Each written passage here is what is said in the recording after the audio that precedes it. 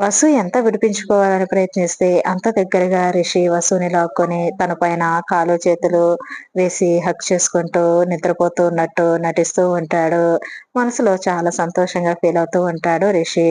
ఎంత చక్కగా నిద్రపోతున్నారో! నేను ఇలా అవస్థలు పడుతుంటే కనీసం చీమ కుట్టినట్టు కూడా లేదు అని అనుకుంటూ వాసు కోపంగా నిద్రపోతున్న రిషి వంక చూస్తూ ఉంటుంది.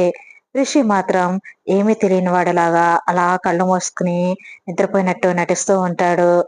మిమ్మల్ని చూస్తుంటే నాకు చాలా కోపం వస్తుంది. నాకు నిద్ర రావట్లేదు అని చెప్పినా మీరు మాత్రం ప్రశాంతంగా చక్కగా నిద్రపోతున్నారు. అదే మీకు నిద్ర రాకపోతే మాత్రం నన్ను కూర్చోబెట్టి కబుర్లు చెప్పమంటూ నన్ను కూడా పడుకోనివ్వరు. నాకు నిద్ర రాకపోతే మాత్రం మీరు మాత్రం హ్యాపీగా పడుకుంటారు. ఇదెక్కడ న్యాయం? నేను ఒప్పుకోను. మిమ్మల్ని ఎలా అయినా నిద్ర లేపి తీరుతాను అని అంటూ వసు రిషిని గట్టిగా గిల్లుతుంది. అబ్బా! రాక్షసి! ఏంటి ఈ శాడిజం అని అంటాడు. ఆ శాడిజమా? నాకు నిద్ర రావట్లేదని చెప్తుంటే మీకు శాడిజం లా కనిపిస్తుందా? లేవండి, లేచి నాకు కబుర్లు చెప్పండి అని అంటుంది వసు. రిషి గారాబంగా నువ్వే చెప్పు, నేనే వింటాను అని అంటూ ఉంటాడు. అది చెప్దామని ఎప్పటి నుంచో ట్రై చేస్తున్నా, కానీ మీరు అవకాశం ఇస్తున్నారా? లేచి కూర్చుంటే నా మనసులో ఉన్నదంతా కక్కేస్తాను. కొంచెం టైం ఇవ్వండి బాబు అని అంటుంది గారాబంగా వసు కూడా. సరే, ఏంటో చెప్పు. నువ్వేం చెప్పాలనుకుంటున్నావో, నీ మనసులో ఏముందో అంతా చెప్పేయ్ అని అంటాడు రిషి. సరే, చెప్తాను.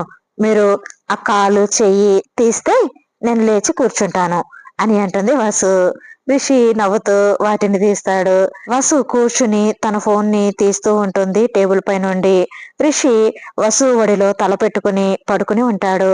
ఏదో చెప్తానని ఫోన్ తీస్తున్నావెందుకు అని అంటాడు రిషి. అది ఇందులోనే ఉంది కాబట్టి అని ఫోన్ ఓపెన్ చేసి రిషికి ఇచ్చి, ఇదిగో ఈ వీడియోస్ చూడండి అని రిషికి ఫోన్ ని చూపిస్తుంది. ఏం వీడియోస్? అంత ఇంపార్టెంట్ వీడియోస్ ఏంటబ్బా అని అనుకుంటూ రిషి ఫోన్ తీసుకుని వీడియోస్ ఓపెన్ చేసి చూస్తాడు. దెబ్బకి వసు ఒడిలో పడుకున్న రిషి లేచి కూర్చుంటాడు. ఏంటి వీడియోస్ అని అంటాడు ఆశ్చర్యంగా. నిద్రమత్తులో ఉన్నట్టున్నారు, సరిగా అర్థం కాలేదా? మళ్ళీ చూడండి అని అంటుంది వసు. అవసరం లేదు, అర్థమైందిలే, కానీ వీటికేనా అంత టెన్షన్ పడిపోయావు? అందుకేనా ఈరోజు కాలేజ్కి రాలేదు? అందుకేనా మధ్యాహ్నం భోజనం చేయలేదు? అందుకేనా ఏడుస్తున్నావు అని అడుగుతూ ఉంటాడు రిషి. వసు ఆశ్చర్యంగా చూస్తూ రిషి వంక మీకెలా తెలుసు అని అంటుంది. నువ్వు చెప్పకపోతే తెలుసుకోలేను అనుకున్నావా అని అంటాడు రిషి. అది కాదు, మీకు ఎలా తెలుసు? లహరి చెప్పిందా అని అంటుంది వసు.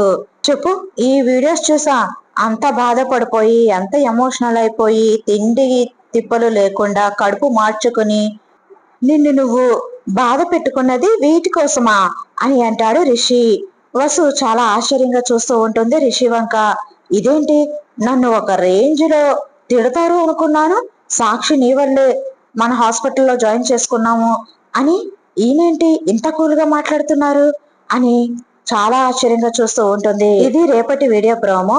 ఫుల్ వీడియో రేపు అప్లోడ్ చేస్తానండి. వీడియో నచ్చితే కనుక లైక్ చేయండి, షేర్ చేయండి, కామెంట్ చేయండి మీ అభిప్రాయాన్ని. Good night all. Thank you very much.